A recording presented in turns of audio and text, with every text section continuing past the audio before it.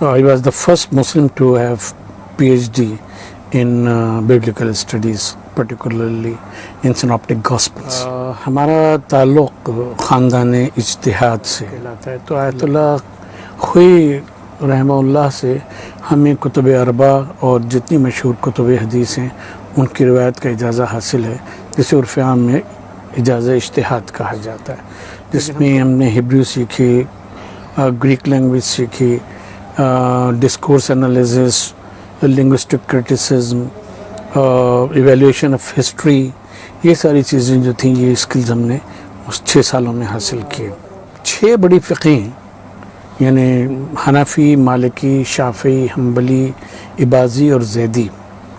ان چاروں کا بھی ہم نے تفصیل سے مطالعہ کیا اور ان کی جو امہات الکتب ہیں وہ ہمارے پاس ہیں کہ ہم صرف فقہ جعفریہ کو نہیں جانتے بلکہ اہل سنت کی فقہوں، ان کی حدیث کے علم حدیث کو اور ان کے علم تفسیر کو، تفاسیر کو ہم بہت اچھی طرح سے الحمدللہ جانتے ہیں۔ یہ اللہ تبارک و تعالیٰ نے ہمیں توفیق دی ہے، اور ہم لوگ کسی کو ہرانے یا جتانے کی نیت سے نہیں، ایک دوسرے سے گفتگو کرتے ہیں، ڈائلاگ کرتے ہیں، بات کرتے ہیں۔ امریکہ کی اور یورپ کی لائبریریز میں ہم رہے، وہاں ہم نے نوٹس لیے کتابوں کے، اس کے تو ہم یہ سوچ رہے تھے کہ وہ تقریباً ان کے ریفرنسز کی صرف تعداد جو ہے، جو انڈیکیٹرز اس میں ہم نے دیے، وہ تقریباً کوئی 20-25 ہزار کے قریب ہے۔ ہماری تحریر کی جو ابتدا ہے وہ کیوں کہہ لیے کہ تقریباً 16 سال کی عمر سے جب ہم نے میٹرک پڑھ کے اور انٹرمیڈیٹ میں ہم گئے ہیں تو وہ شروع ہو گئی تھی۔ تو اس زمانے میں پروفیسر قرار حسین صاحب نے ہمیں ٹاسک دیا کہ امام رضا علیہ السلام کی جو سیرت اور سوانح ہے اس کے اوپر ہم کام کرنے لکھیں، تو الرضا کے نام سے وہ کتاب جو تھی وہ شائع ہوئی۔ پھر وہیں ہم نے دوسری کتاب لکھی امام محمد تقی علیہ السلام کی سوانح عمری۔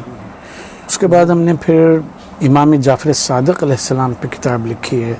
امام علی رضا علیہ السلام کے مناظروں میں خاص طور پہ یہ ملتا ہے کہ آپ بائبل کے بیانات کو آپ نے کوٹ کیا ہے، بتایا ہے، اور اس کی وجہ سے یہ ہوا کہ عیسائی اور یہودی علماء جو ہیں وہ آپ کے مقابلے میں خاموش ہوئے۔ یہ سب چیزیں ریکارڈ پہ موجود ہیں۔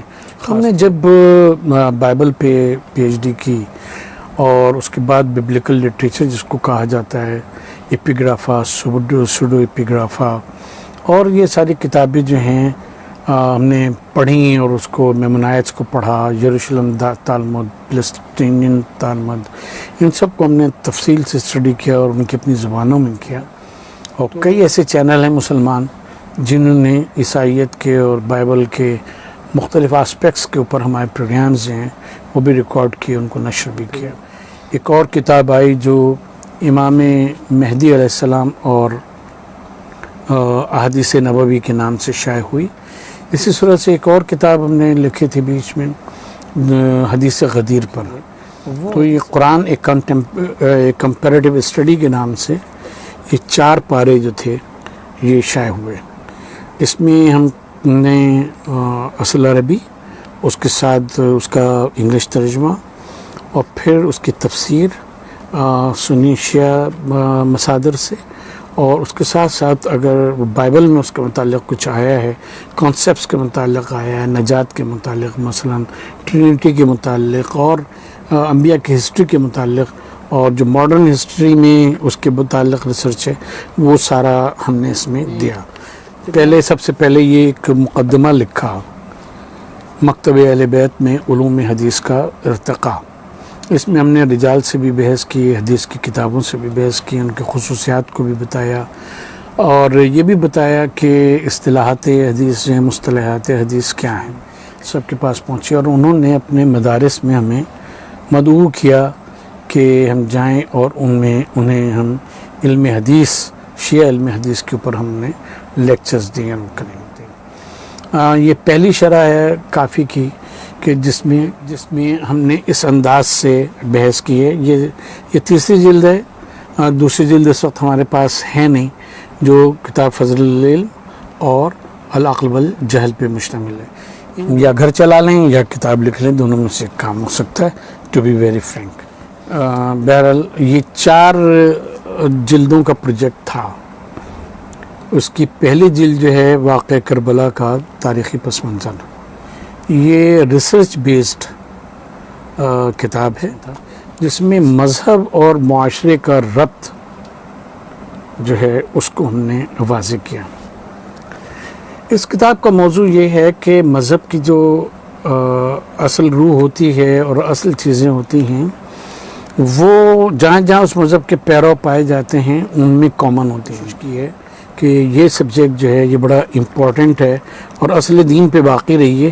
باقی کلچرل ڈائیورسٹی اتنی امپورٹنٹ نہیں ہوتی.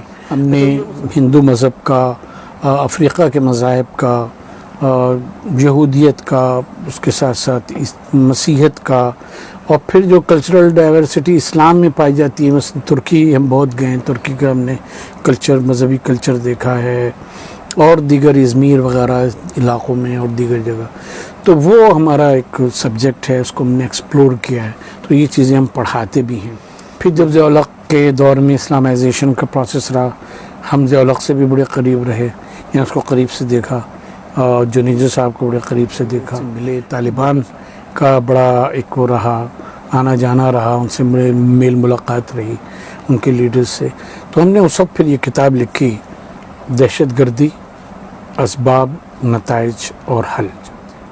مثلا یہ کہ اسلام میں دوسرے کو کافر قرار دینے کا کیا معیار ہے، تکفیر کا کیا معیار ہے، اور خود شیعہ پرسپیکٹو سے کس کو کافر کہہ سکتے ہیں، کس کو کافر نہیں کہہ سکتے، تکفیر کب کی جا سکتی ہے. اسی صورت سے یہ کہ جو سب و شتم صحابہ کا مسئلہ ہے، جو اب اس وقت ہمارے زمانے میں بہت زیادہ فلیئر اپ ہو گیا ہے، اور اللہ تعالیٰ اس سے بچائے کہ شیعہ اور غیر شیعہ مسلکوں میں جس طرح سے ایک دوسرے کے خلاف بغض بھر دیا گیا ہے، اس کو دور کرنے میں اس کے یہ آخری 2 چیپٹرز جو ہیں وہ بہت کارآمد ہوں گے.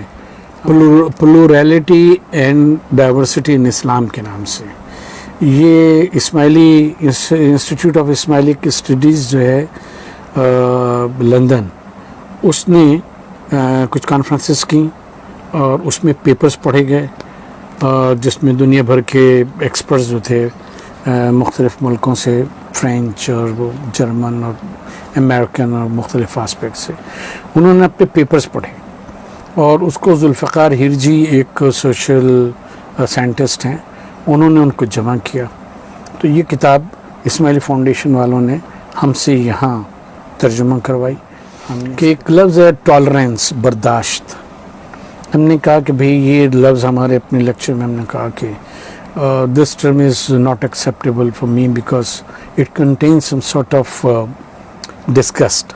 کہ ہم اس کو برداشت کر رہے ہیں، کسی چیز کو برداشت کرنا، اس میں ایک وہ پایا جاتا ہے مفہوم کہ ہمیں پسند تو نہیں ہے لیکن ہم برداشت کر رہے ہیں. تو لوگوں کی سمجھ میں آئی بات، تو ہم نے پھر ایک نئی ٹرم دی جو اب انٹرفیت ڈائلاگ میں یوز کی جاتی ہے، وہ ہے پرو ایگزسٹنس کی.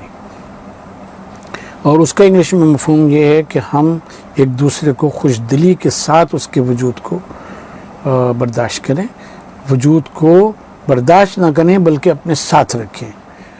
کہ ہم نے ہیومن رائٹس میں کافی کام کیا، خاص طور پہ وومن رائٹس پہ، چلڈرن رائٹس کے اوپر، ٹرانسجینڈرز جن کو کہا جاتا ہے ان کے رائٹس کے اوپر کافی کام کیا.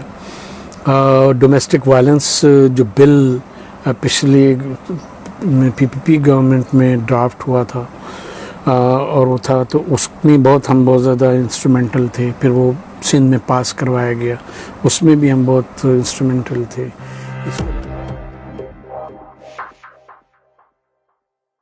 السلام علیکم دوستوں، میں ہوں محمد کاظم، اور آج میں جو ہوں وہ پروفیسر ڈاکٹر محسن نقوی صاحب کے گھر پہ موجود ہوں اور ان کی لائبریری میں موجود ہوں. یہ لائبریری کم میرے لیے جنت زیادہ ہے. اور دوسری بات یہ ہے کہ پروفیسر محسن نقوی صاحب تقریباً 35 کتابیں ان کی پبلش ہو چکی ہیں. اور اس کے علاوہ ڈاکٹر صاحب کی ایک خاص بات یہ ہے کہ انہوں نے ببلیکل لٹریچر یعنی بائبل کے اوپر اپنا تھیسس لکھا ہے، یعنی کہ PhD کیا ہے. آئیے ڈاکٹر پروفیسر محسن نقوی صاحب سے ملتے ہیں اور ان سے پوچھتے ہیں کہ انہوں نے کون کون سی کتابیں لکھی ہیں اور یہ کتابیں کیوں لکھی ہیں، کس موضوع پہ لکھی ہیں. بسم اللہ الرحمن الرحیم. ہمیں محسن نقوی کہتے ہیں.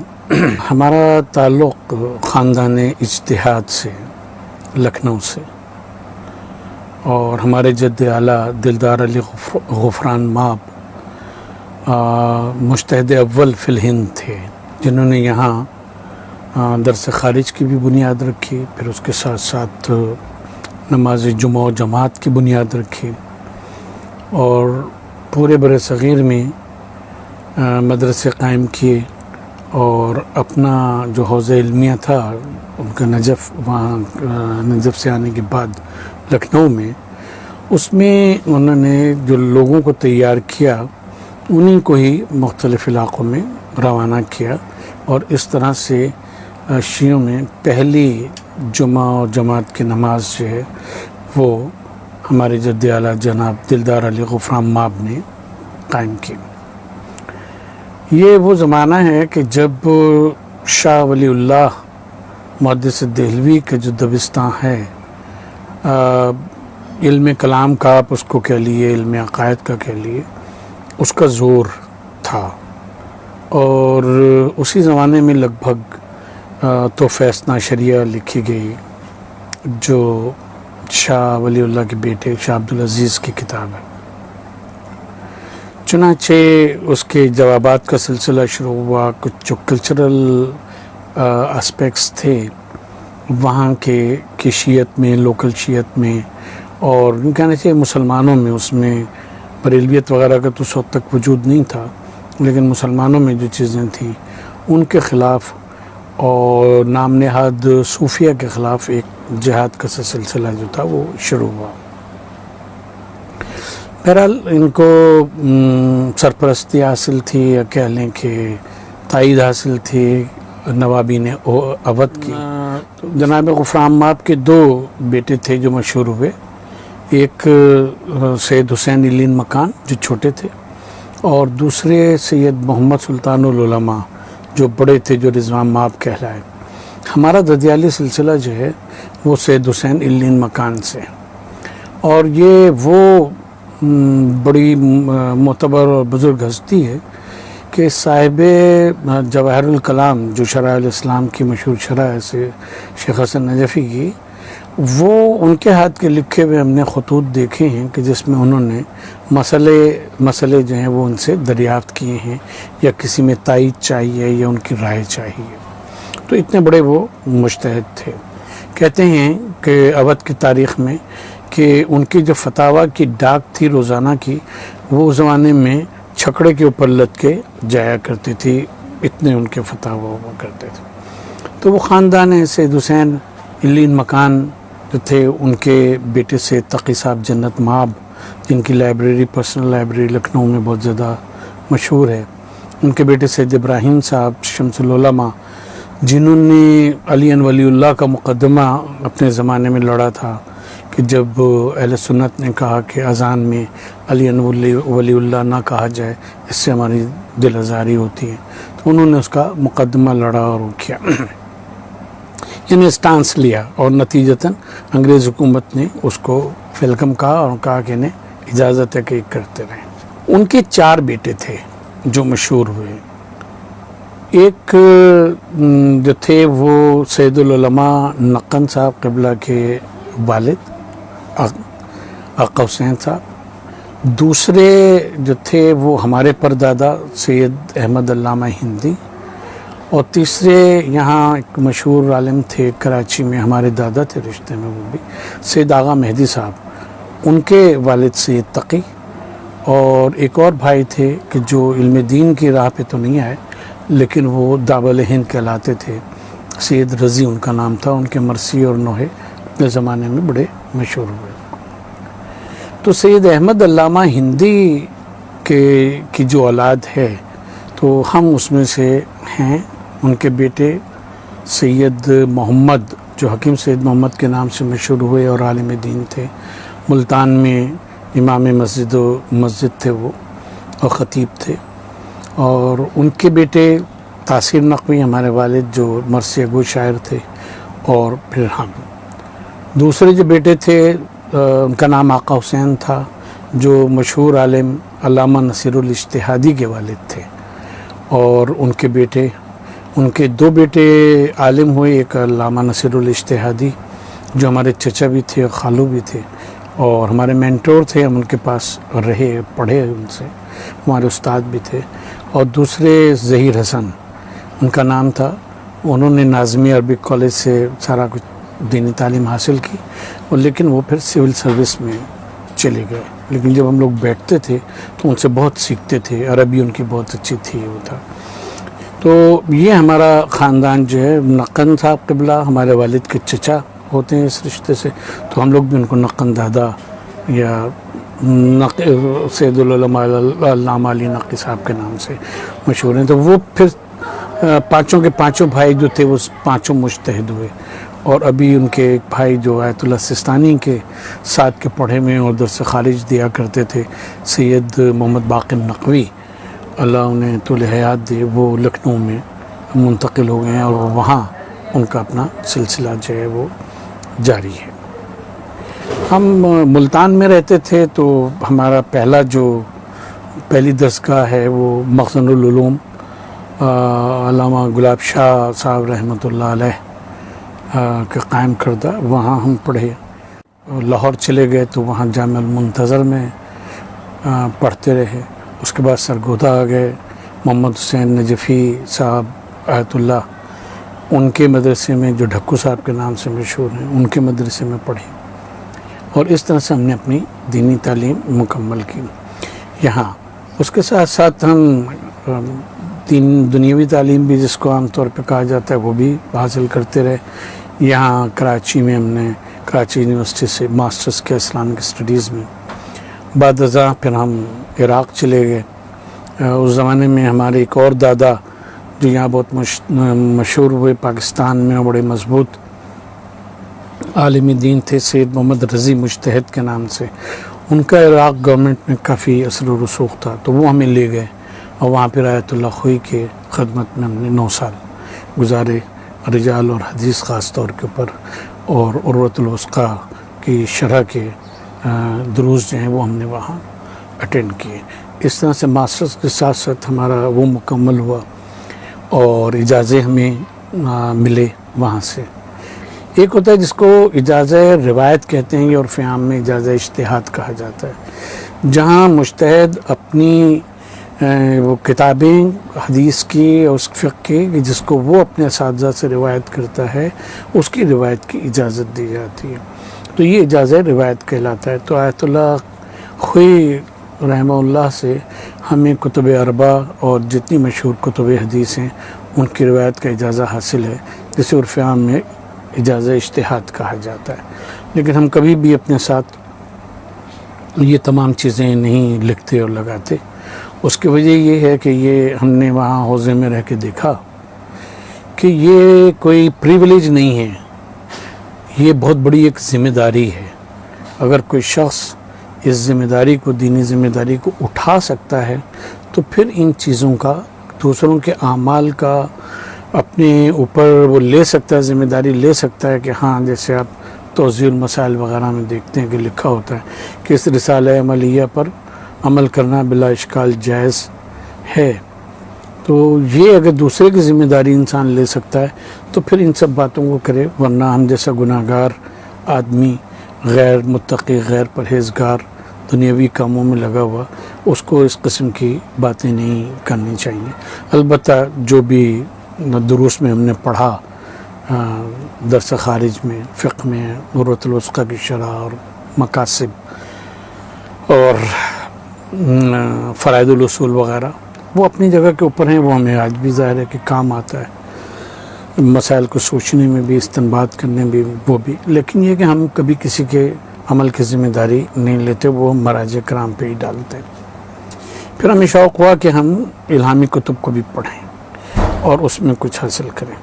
چنانچہ ہم امریکہ سے، نارتھ کیرولائنا اسٹیٹ یونیورسٹی سے ہم نے پی ایچ ڈی کیا ببلیکل اسٹڈیز میں. اور نیو ٹیسٹامنٹ کا وہ حصہ کہ جو سیناپٹک گاسپلز کہلاتا ہے، یعنی پہلے 3 گاسپلز، میتھیو، مارک اور لیوک، اس پہ ہم نے پی ایچ ڈی کی. اور اس میں امریکہ اور یورپ وغیرہ میں پی ایچ ڈی ذرا مختلف طرح سے ہوتی ہے. ایک تو وہ ٹریننگ ہوتی ہے ریسرچ میں، دوسرے یہ کہ ایک میجر ہونے کے ساتھ ساتھ 2 میجر ہونے کے ساتھ ساتھ 4 جو ہیں وہ مائنر سبجیکٹس ہوتے ہیں، جس میں ہم نے ہیبریو سیکھی، گریک لینگویج سیکھی، discourse analysis, linguistic criticism, evaluation of history. یہ ساری چیزیں جو تھیں یہ اسکلز ہم نے اس 6 سالوں میں حاصل کیے، اور الحمدللہ وہاں سے ہم ایک I was the first Muslim to have PhD in biblical studies, particularly in synoptic gospels. اور ہم وہاں جب امریکہ میں تھے تو نارتھ کیرولائنا میں ایک جگہ ہے ٹرائنگل ایریا، وہاں اہل بیت سینٹر جو تھا اس کے ہم 3 سال ریزیڈنٹ ڈائریکٹر رہے. تو اس میں بہت فریکوینٹلی ٹریول کیا، یہاں تک کہ ہارورڈ یونیورسٹی کا جو ڈیونٹی کالج ہے وہاں ہمارا بہت جانا آنا رہتا تھا، اور وہاں ہم ہفتے 10 دن کے لیکچرز کے ہمارے سیٹس ہوتے تھے. Duke university, north Carolina university وغیرہ میں 1-2 لیکچرز کی سیریز ہم نے UCLA میں بھی دی. تو وہ سارے لیکچرز جو ہیں وہ اس پہ ہوتے تھے کہ بھئی جو ریسرچ بیسڈ تھے، یہ کسی کے خلاف کہ بائبل کے خلاف ہوں یا کسی قرآن کے خلاف ہوں یا اور کسی اس کے خلاف ہوں، یہ چیز نہیں ہوا کرتی ریسرچ میں. ریسرچ میں یہ ہوتی ہے کہ اس بارے میں ریسرچ کیا ہے اور کس کنکلوژن پہ آپ پہنچے. وہ حق اور باطل کا فیصلہ کرنے والی باتیں نہیں ہوا کرتی. پاکستان آنے کے بعد بھی ہم مختلف سیمنریز میں پڑھاتے رہے، اچھے خاصے عرصے تک ہم نے لیکچرز دیے بائبل کے مختلف اس پہ اسپیکٹس پہ، اس کی تھیولوجی پہ. ہندو تھیولوجی کے اوپر بھی ہم نے کافی وقت صرف کیا، یہاں بھی ہم نے اس کو بھی پڑھایا، سب کیا. تو اسلام کے ساتھ ساتھ اور اپنی فقہ کے ساتھ ساتھ یہ جو ہمارا زندگی کا اسپیکٹ ہے اس نے ہمیں بہت بہت فائدہ دیا دین کو سمجھنے میں. اس میں پھر ہم کچھ بچپن سے ہی ہمارا خیال ہے کہ عجیب متلون مزاج کہہ لیے، اس کو تنوع مزاج کہہ لیے، وہ ہم رہے ہیں.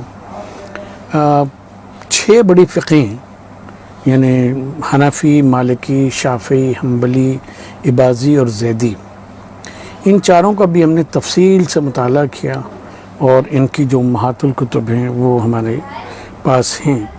اور جب ہم کسی شرعی مسئلے کا اس طرح سے جواب دیتے ہیں کہ جہاں ہمیں تمام فقہوں کو کرنا پڑتا ہے تو ہم ان 7 انکلوڈنگ شیعہ فقہ اس کے مطابق جواب دیتے ہیں. اور جب ہم کونسل آف اسلامک آئیڈیالوجی کے ممبر بنائے گئے as Muslim scholar not as Shia scholar, تو اس دوران جو کچھ بھی ہم نے لکھا وہ ریکارڈ پہ ہے. اس میں سب کا سب ہم 5-6 فقہوں کے مطابق ہم لکھا کرتے تھے، اور اس میں جو ایک فائنل رائے بنتی تھی اس کو پھر ہم درج کیا کرتے تھے. تو وہ ہماری زندگی کا ایک اسپیکٹ جو ہے وہ یہ بھی ہے کہ ہم صرف فقہ جعفریہ کو نہیں جانتے بلکہ اہل سنت کی فقہوں، ان کی حدیث کے علم حدیث کو اور ان کے علم تفسیر کو، تفاسیر کو ہم بہت اچھی طرح سے الحمدللہ جانتے ہیں. یہ اللہ تبارک و تعالیٰ نے ہمیں توفیق دی ہے. اور اس وقت اللہ تبارک و تعالیٰ کا بہت بڑا کرم ہے کہ اکابر سنی علماء اہل سنت وہ ہم سے بہت سارے مسائل میں رجوع کرتے ہیں، حدیث کے ریفرنسز پوچھتے ہیں، فتاویٰ کے متعلق بات کرتے ہیں، فقہی مسائل کو ڈسکس کرتے ہیں.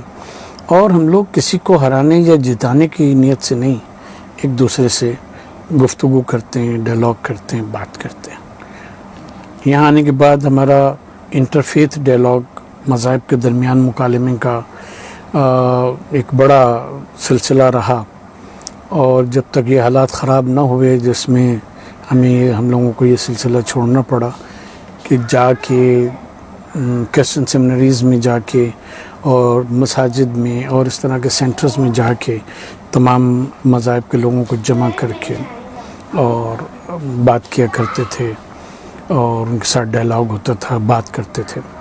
ایک دلچسپ واقعہ ہم آپ کو یہ بتائیں کہ سینٹ پیٹرکس اسکول میں ایک انٹرفیتھ ڈائلاگ کا سیمینار ہوا، اور اس میں یہ ہوا کہ تمام مذاہب کی شرکت تھی، پارسیز کی بھی تھی، کرسچنس کی، ہندوز کی، سکھس کی اور مسلمانوں کی تو تھی، لیکن یہودیوں کی شرکت نہیں تھی، کیونکہ یہاں تو یہود کا نام لینا ایک بہت بڑا جرم ہے، وہ ہے۔ لیکن I was the first Muslim to stand up, اور ہم نے اپنی تقریر سے پہلے یہ بات کہی کہ کیونکہ یہودی دین ابراہیمی جو ہے وہ ظاہر ہے کہ ان سے چلا، اور وہ اس کے پہلے منضبط جو دین ہے دنیا نے دیکھا وہ کیا، تو وہ توحید کا لمبردار تو وہ یہودی مذہب تھا۔ تو ہم نے کہا کہ ہم اس کی نمائندگی ایک پوتے کی حیثیت سے کرتے ہیں، اور ان کی ایک مشہور دعا ہے جو شیما کہلاتی ہے، ہم نے وہاں کھڑے ہو کے مجمع میں وہ شیما پڑھی، اس کے بعد اسلام کے مطابق انٹرفیتھ ڈائلاگ کا جو لیکچر تھا وہ ہم نے دیا۔ اس کے اوپر بڑا ہیو اینڈ کرائی بھی ہوا کہ یہ کیا ہوا، وہ کیا ہوا۔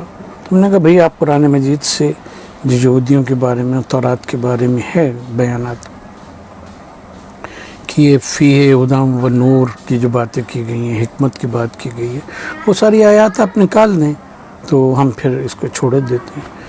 تو یہ ہے کہ مذاہب کے اوپر نقطہ ہے جو نظر ہیں، خود انٹرفیتھ اور انٹرافیتھ دونوں، اس میں ان چیزوں کو ہم نے بڑی تفصیل سے پڑھا بھی، بڑی تفصیل سے ہم نے لکھا بھی۔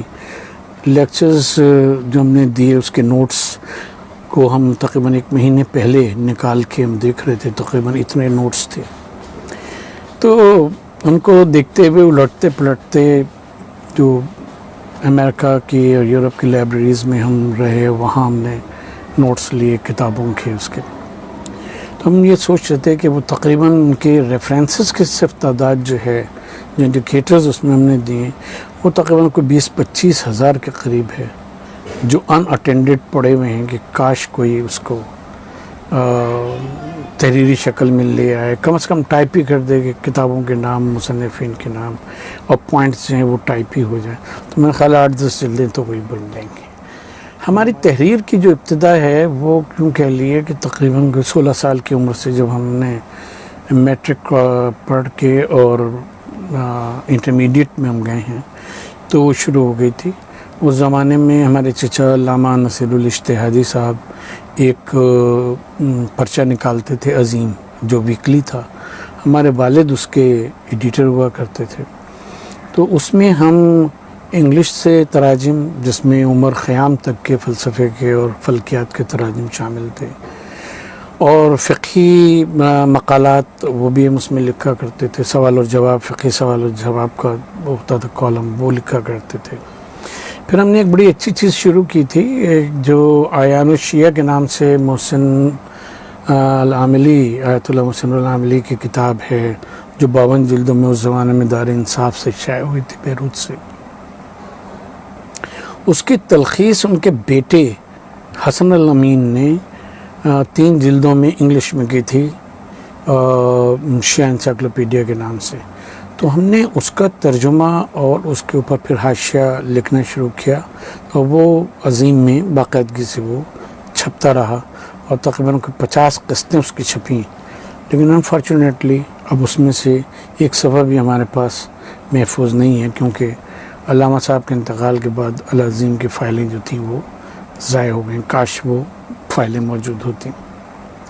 تو اس طرح سے ہمارے لکھنے کا جو تھا وہ آغاز ہوا۔ اس زمانے میں ہم فارسی سے بھی ترجمہ کرتے تھے، اور اسی زمانے میں ہمارا انٹروڈکشن خراسان اسلامک ریسرچ سینٹر سے ہوا، جس کے ڈائریکٹر اس وقت ایک عظیم قداور علمی شخصیت پروفیسر قرار حسین صاحب علی اللہ مقامہ تھے، اور محترم جان ایلیا صاحب، اور اسی صورت سے پروفیسر جواد الخابوری، جن کو المسقطی کہا جاتا تھا، وہ اس میں تشریف لاتے تھے۔ تو ہم لوگ بیٹھ کے شام کے وقت 5 بجے سے کوئی 7-8 بجے تک مختلف علمی مباحث جو تھے وہ نکل آتے تھے، اور ہم لوگ اس پہ گفتگو کرتے تھے، سنتے تھے، پروفیسر صاحب کو سنتے تھے، قرار صاحب کو، جواد مسقطی کو سنتے تھے، یہ لوگ ہمیں سنتے تھے۔ اتنے قداور ہونے کے باوجود بھی ہمیں سعادت حاصل ہے کہ وہ ہمیں انکریج کرتے تھے کہ ہم مختلف موضوعات پہ اظہار خیال کریں۔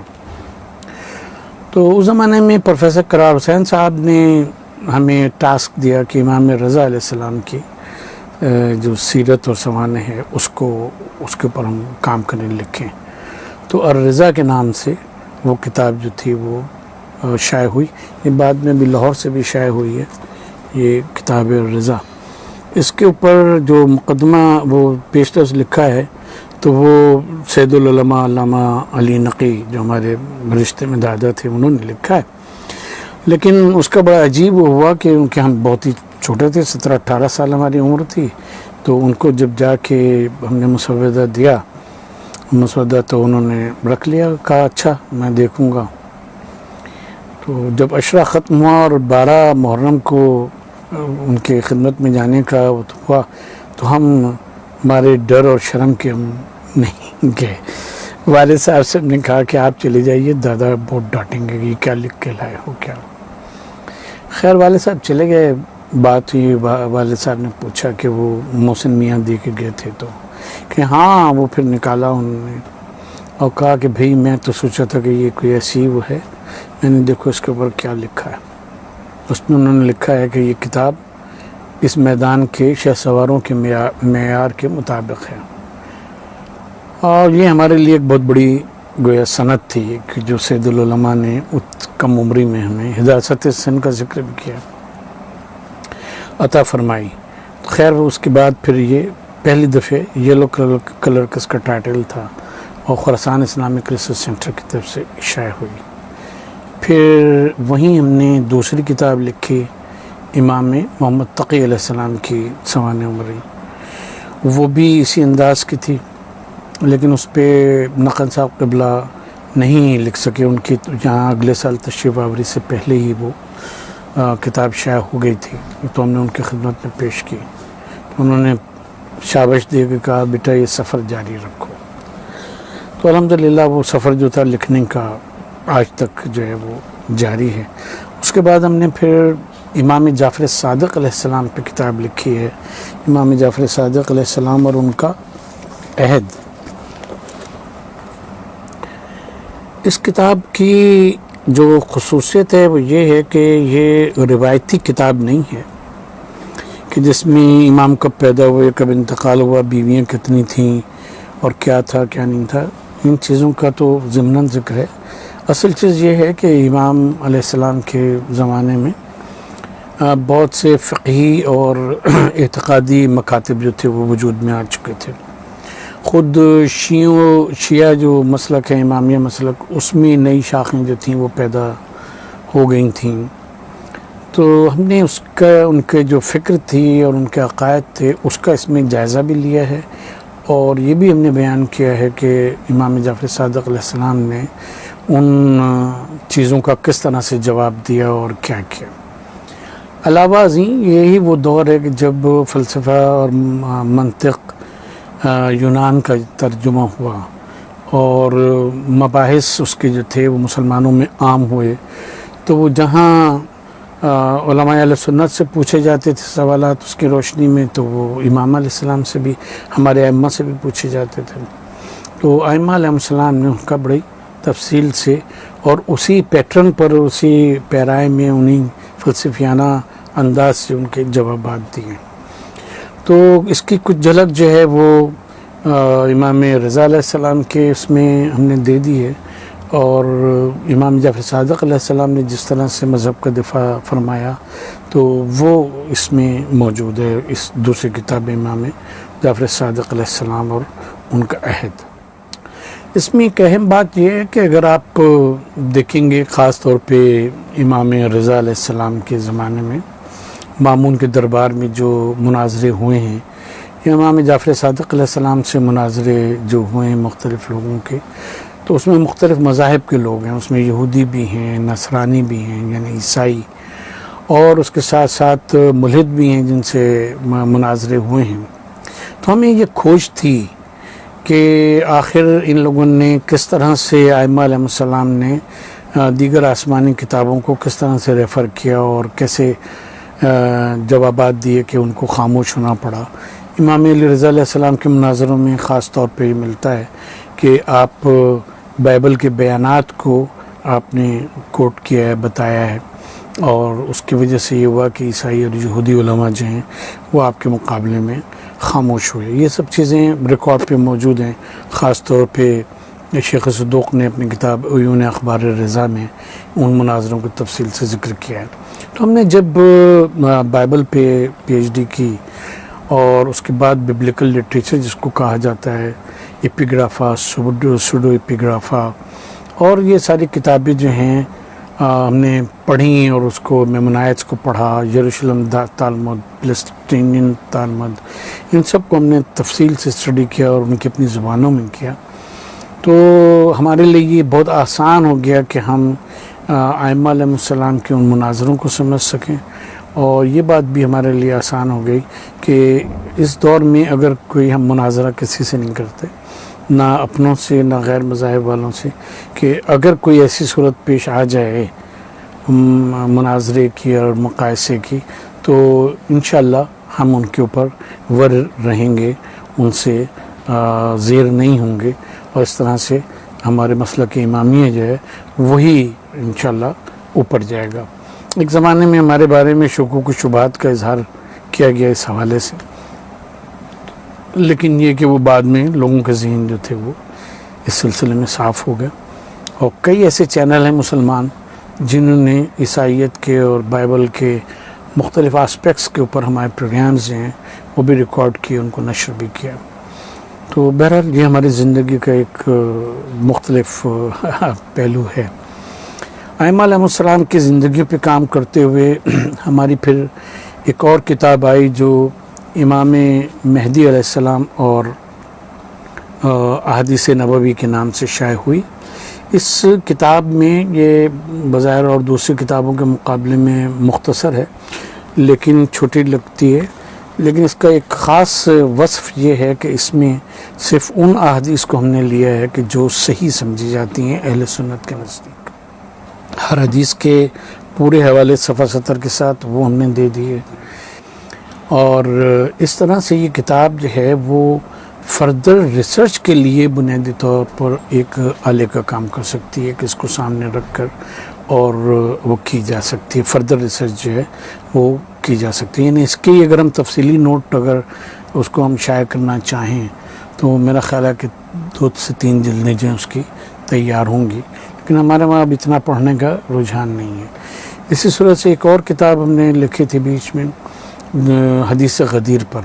وہ حدیث غدیر کی تحقیق بھی ہے، اور علامہ امینی کی جو کتاب ہے الغدیر، اور اس کے بنا کے اوپر جو یہاں اردو میں کچھ کتابیں تالیف کی گئی ہیں ان سے وہ بالکل مختلف کتاب ہے.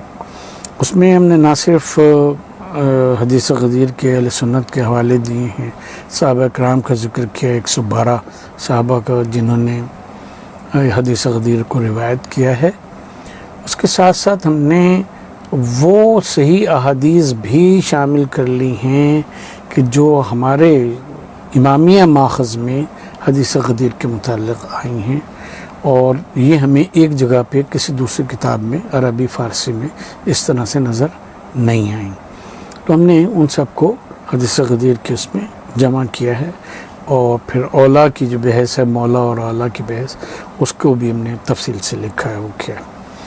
اس طرح سے ہمارا یہ اس کا جو سفر ہے لکھنے کا وہ سب جاری رہا. پھر جب ہم امریکہ میں تھے تو اس دوران ہم سے یہ مطالبہ ہوا کہ ہم کوئی ایسی تفسیر پہ کتاب لکھیں کہ جس میں غیر مذاہب کا تعارف، خاص طور پہ ابراہیمی مذاہب جو ہیں ان کا تعارف بھی ساتھ ساتھ ہوتے جائے، کہ ان کے بیانات اس بارے میں کیا ہیں قرآن کے، خاص طور پہ بنی اسرائیل کی جو انبیاء ہیں ان کے بارے میں، حضرت ابراہیم اور اسماعیل اور اسحاق اور یہ سب. تو اس وقت ہم نے پھر شروع کیا اس کو. خیال یہ تھا کہ ہم پورے قرآن کا وہ لکھیں گے. تو یہ قرآن ایک کمپیریٹیو اسٹڈی کے نام سے یہ 4 پارے جو تھے یہ شائع ہوئے.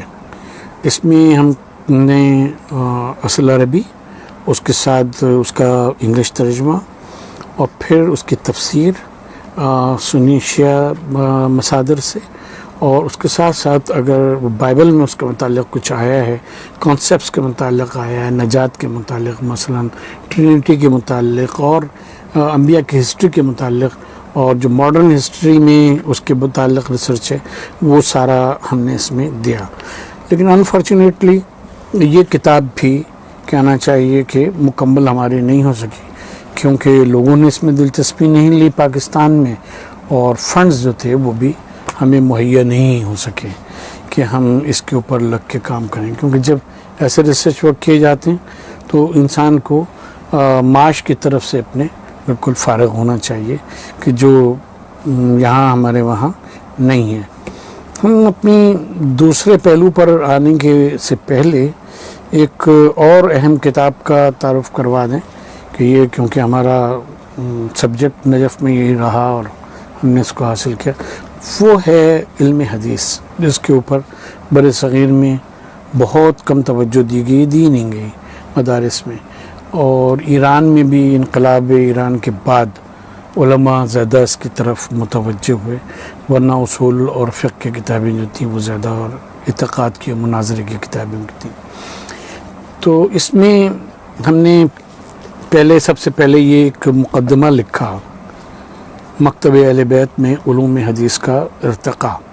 اس میں ہم نے رجال سے بھی بحث کی، حدیث کی کتابوں سے بھی بحث کی، ان کے خصوصیات کو بھی بتایا، اور یہ بھی بتایا کہ اصطلاحات حدیث جو ہیں، مصطلحات حدیث کیا ہیں. جس زمانے میں ہم نے یہ کتاب لکھی اور یہ کتاب چھپی، اس زمانے میں ہم کونسل آف اسلامک آئیڈیالوجی کے ممبر تھے، اور ہم نے وہاں جب ممبرز کو یہ کتاب دی تو وہ بڑے حیران ہوئے. انہوں نے کہا کہ اچھا، کیا شیعوں میں بھی علم حدیث اور علم رجال وغیرہ ہے؟ تو ہم نے کہا ہاں بھی ہے، کیوں نہیں ہے، آپ اسے پڑھیں اور پھر دیکھیں اس کو. خیر یہ پھر اگلا سیشن تھا ہم لوگوں کا 3 مہینے کے بعد، تو پھر انہوں نے آگے کہا کہ ہماری تو اس کتاب نے آنکھیں کھول دیں. ہم تو یہ سمجھتے تھے کہ شیعوں میں فن حدیث ہے ہی نہیں، اور نہ رجال ہے، نہ درایت ہے، کوئی اس سے متعلق چیزیں ہیں ہی نہیں. یہ تو آپ نے کمال کا کام کیا ہوگی. اور اس کتاب کی بڑی ایک عجیب ہو رہی کہ یہ اہل حدیث کے پاس بھی پہنچی، دیوبندی حضرات کے پاس بھی پہنچی، سب کے پاس پہنچی، اور انہوں نے اپنے مدارس میں ہمیں مدعو کیا کہ ہم جائیں اور انہیں ہم علم حدیث، شیعہ علم حدیث کے اوپر ہم نے لیکچرز دیے کریں. اس کے علاوہ ہم آپ کو بتائیں ایک ایکسٹانشنگ فیکٹ کہ یہاں آغا خان فیڈریشن وغیرہ جو ہے، ان کے انسٹیٹیوٹس ہیں، وہ ہیں، ان سے ہمارا بڑا گہرا ربط ہے. انہوں نے ہمارے علوم حدیث کے اوپر ہمارے لیکچرز رکھے، وہ کیا 10 دن کے لیکچرز تھے. اور یہ کتاب سب سے زیادہ ان کے لوگوں نے یہاں سے چترال تک، آغا خانیز نے، بریلویوں نے، دیوبندیوں نے اور اہل حدیث نے پڑھی ہے اور رکھی، اپنے پاس خریدی. یہاں ہم نے کوشش کی کہ کوئی شیعہ درسگاہیں ہمیں ایسی مل جائیں کہ جہاں ہم علم حدیث کا تعارفی درس جو وہ شروع کریں، لیکن یہاں ہمیں کسی مدرسے نے ہمیں ویلکم نہیں کیا. بہرحال اس فن میں ہماری تربیت ہے، وہ ہے. تو اس کے بعد ہم نے ایک اس کا ترجمہ اور شرح شروع کی.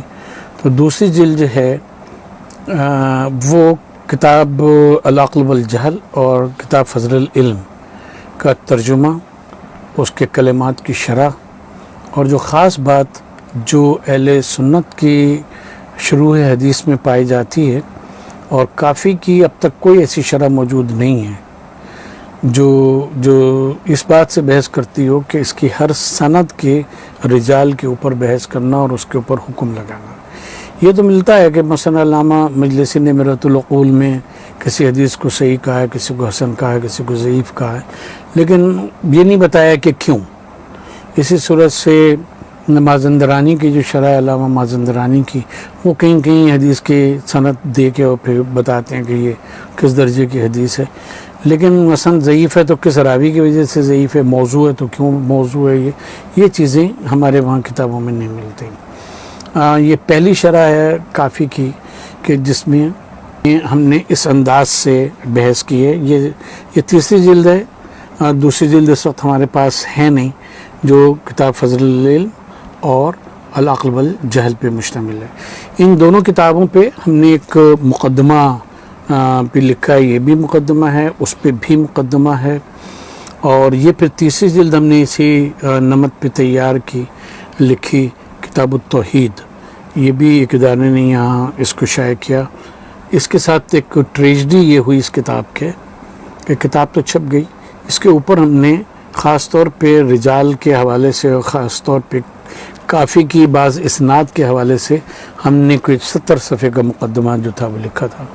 وہ کمپوز بھی ہو گیا، سب کچھ ہو گیا، لیکن کتاب کی کاسٹ جو تھی وہ کوئی 50,000 زیادہ بن رہی تھی. اور وہ اس سمیت تو وہ کہیں سے مہیا نہیں ہوئے، تو پھر یہ کتاب ہمیں بغیر اس کے شائع کرنا پڑی. اور یہ کتاب التوحید اس طرح سے، اور اس میں کراس ریفرنسنگ ہے، ہر حدیث کی تخریج ہے اس میں بھی ہے. اور پہلی والی جلد جو اس میں بھی ہر حدیث کی ہم نے تخریج دی ہے. اور اگر کوئی حدیث اہل سنت کے وہاں پائی جاتی ہے تو اس کا بھی حوالہ ہم نے صفحہ 70 کے ساتھ دے دیا ہے. اب یہ کام رکا ہوا ہے کیونکہ فنڈز نہیں ہیں کہ اس کتاب کو ہم جاری رکھیں، اور یا گھر چلا لیں یا کتاب لکھ لیں، دونوں میں سے کام ہو سکتا ہے، ٹو بی ویری فرینک. پھر اس میں ہم نے ایک اور کام کیا. ایک یہ ہمیں پروجیکٹ ملا یہاں کے کچھ مخیر حضرات، اور جن کی سپورٹ جو تھی وہ بائی دا ٹائم سال 1.5 سال میں آدھی ہو گئی. بہرحال یہ 4 جلدوں کا پروجیکٹ تھا. اس کی پہلی جلد جو ہے واقعہ کربلا کا تاریخی پس منظر، یہ ریسرچ بیسڈ کتاب ہے. اس میں ہم نے یہ بتایا ہے کہ جو بنو امیہ کے مقابلے میں بنو ہاشم کا سٹانس تھا، جو دراصل امامت کے فیور میں ہے، کہ مکتب امامت اور مکتب خلافت کا جو ایک وہ ہے کہ نقطہ نظر کا کیا فرق تھا، کہ جس کی وجہ سے یہ ایک علیحدہ مکتب فکر جو تھا وہ آگے چلا، اور رسول اللہ صلی اللہ علیہ وسلم کی حدیثیں اور واقعات تاریخ کے، ان کی زندگی کے، یہ سارے چیزیں. تو اس کتاب کا جو اختتام ہوتا ہے وہ یزید کی بیعت کے مختصر تذکرے پر ہوتا ہے. ہم نے جو واقعہ دیا ہے، جو حدیث دی ہے، جو آیت دی ہے، اس کی تفسیر دی ہے، اس کی مکمل ریفرنسنگ جیسے ویسٹرن کنٹریز میں ہوتی ہے، جو ویسٹ کے معیارات ہیں، معایر ہیں ریسرچ کے، اس کے مطابق ان بائزڈ ہو کے یہ کتاب ہم نے لکھی. اس کی دوسری جلد کمپوزنگ کے مراحل میں ہے. وہ ہے واقعہ کربلا کا فکری پس منظر، جس کی بنیاد یہ ہے کہ اگر ہم امام حسین علیہ السلام کو امام کے حیثیت سے نہیں، ایک ملت کے ایک فرد کی حیثیت سے لیں، اور دوسری طرف یزید کو بھی ایک شخصیت کی حیثیت سے لیں، امام حسین علیہ السلام کو بھی ایک شخصیت کی حیثیت سے لیں، تو تاریخ میں دونوں کی شخصیت کیا ابھر کے سامنے آتی ہے، اور کیا اس شخصیت کا حامل شخص ایسی شخصیت کے حامل سے کی بیعت کر سکتا ہے، اس کی حکومت کو تسلیم کر سکتا ہے یا نہیں. یہ ایک علمی اور فکری بحث ہے جس میں ہم نے دونوں ان کا اور بنو امیہ اور بنی ہاشم کا تفصیلی جائزہ تاریخ سے ہم نے لیا ہے اور بتایا ہے کہ اس کا فکری پس منظر واقعہ کربلا کا کیا تھا.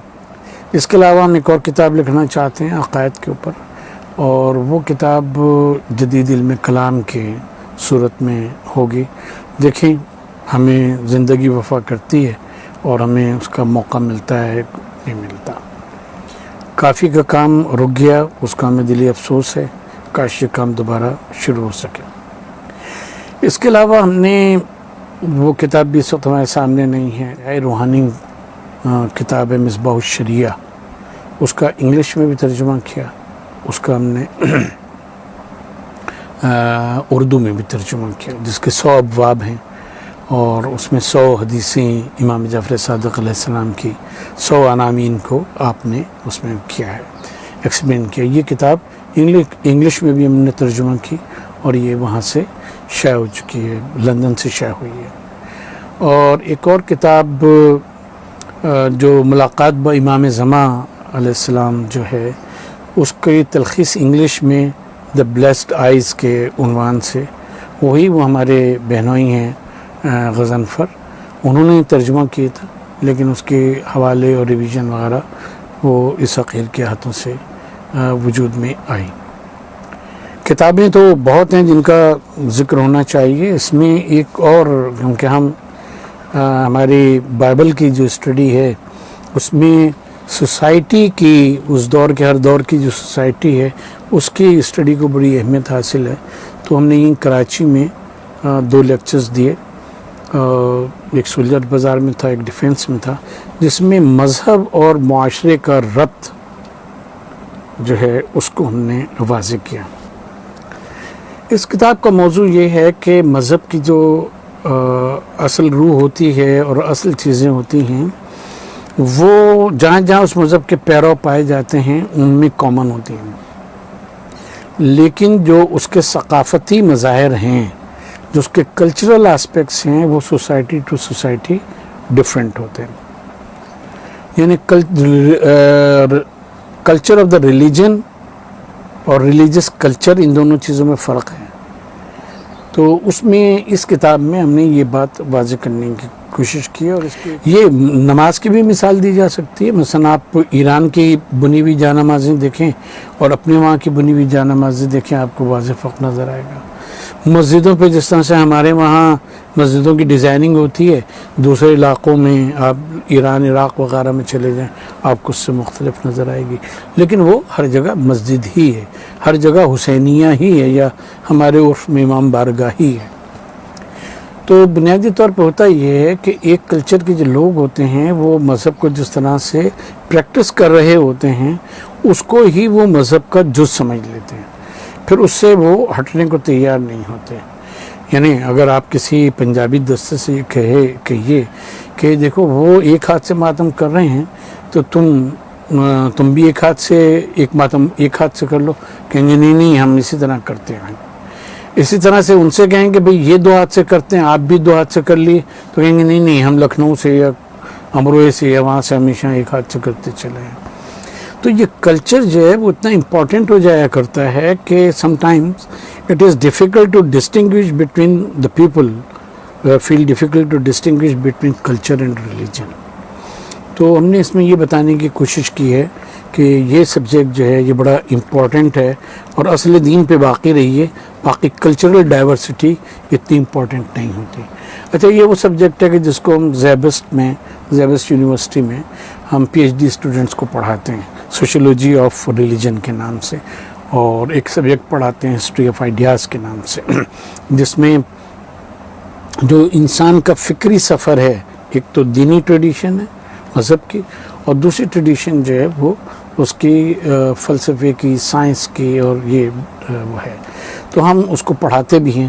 تو اس لحاظ سے ہم نے ہندو مذہب کا، افریقہ کے مذاہب کا، یہودیت کا، اس کے ساتھ ساتھ مسیحیت کا، اور پھر جو کلچرل ڈائیورسٹی اسلام میں پائی جاتی ہے، مثلا ترکی ہم بہت گئے ہیں، ترکی کا ہم نے کلچر، مذہبی کلچر دیکھا ہے، اور دیگر ازمیر وغیرہ علاقوں میں اور دیگر جگہ، تو وہ ہمارا ایک سبجیکٹ ہے، اس کو ہم نے ایکسپلور کیا ہے، تو یہ چیزیں ہم پڑھاتے بھی ہیں۔ لیکن ظاہر ہے کہ یہاں اس قسم کی گفتگو ذرا مشکل ہے، اسی لیے یہ کتاب جو ہے مذہب اور معاشرہ، یہ مارکیٹ میں نہیں ملتی، اور کیونکہ معاشرے والے جو ہیں ان سے بڑا ڈر لگا رہتا ہے کہ یہ پتہ نہیں کیا کریں گے کیا نہیں کریں گے۔ ہماری زندگی کا ایک آسپیکٹ یہ بھی رہا کہ ہم نے پولیٹیکل اور اکنامک تھاٹس کو اور ٹرینڈز کو خاص طور پہ اپنے ملک میں بڑے قریب سے پرکھا۔ ہمارا جو یہاں پاکستان میں اسٹے ہے وہ اس طرح کا رہا کہ ضیاءالحق اور ضیاءالحق سے پہلے بھٹو کے دور سے کم از کم ہمارے گھر میں امپورٹنٹ کہنا چاہیے پرسنالٹیز جو سیاست سے، اسٹیبلشمنٹ سے اور مختلف اس سے تعلق رکھتی تھیں، ان کا آنا جانا رہا اور ہمارا ان کی طرف آنا جانا رہا۔ تو تقریباً کہنا چاہیے کہ کوئی 60 میں سے 70 میں سے 50 سال کی ہسٹری جو ہے اس میں ہمارے گھر میں کافی انوالومنٹ رہی اور وہ رہا، اور خود ہم نے چیزوں کو بڑے قریب سے دیکھا۔ پھر جب ضیاء الحق کے دور میں اسلامائزیشن کا پروسیس رہا، ہم ضیاء الحق سے بھی بڑے قریب رہے، یعنی اس کو قریب سے دیکھا، جنیجہ صاحب کو بڑے قریب سے دیکھا۔ بھٹو صاحب کے بعد پیپلز پارٹی کے مختلف ادوار ہمارے بڑے سامنے رہے۔ نواز شریف کی حکومت جب وہ وزیر خزانہ تھے، اس وقت سے اور اب تک ہماری سب چیزیں ذہن میں ہیں۔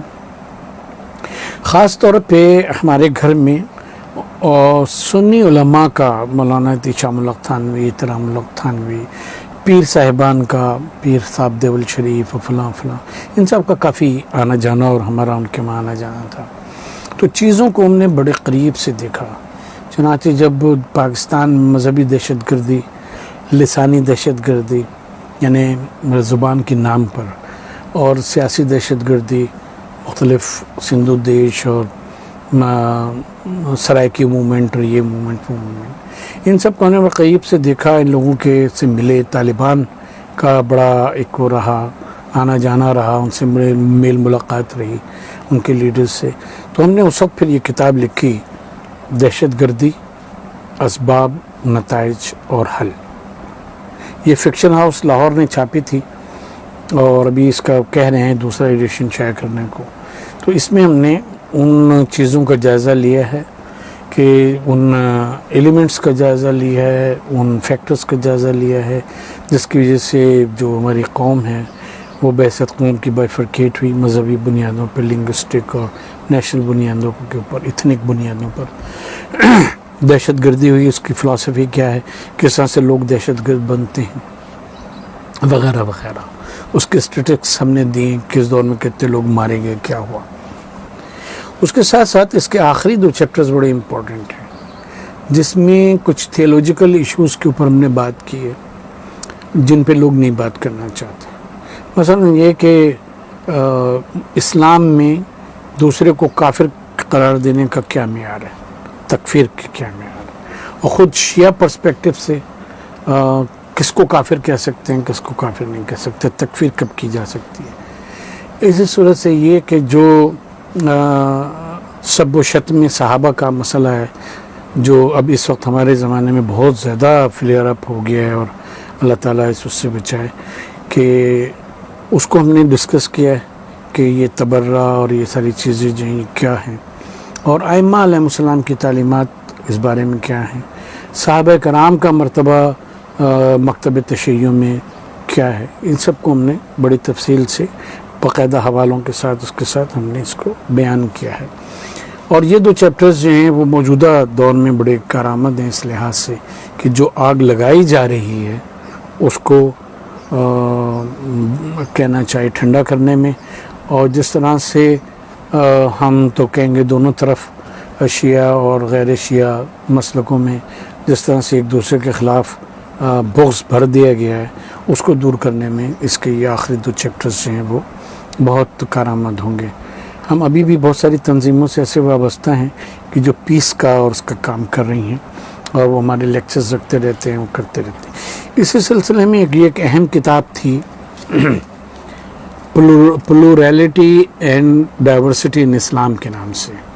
یہ اسماعیلی انسٹیٹیوٹ آف اسماعیلک اسٹڈیز جو ہے لندن، اس نے کچھ کانفرنسز کی اور اس میں پیپرز پڑھے گئے، جس میں دنیا بھر کے ایکسپرٹس جو تھے مختلف ملکوں سے، فرینچ اور جرمن اور امریکن اور مختلف آسپیکٹ سے، انہوں نے اپنے پیپرز پڑھے، اور اس کو ذوالفقار ہرجی ایک سوشل سائنٹسٹ ہیں، انہوں نے ان کو جمع کیا۔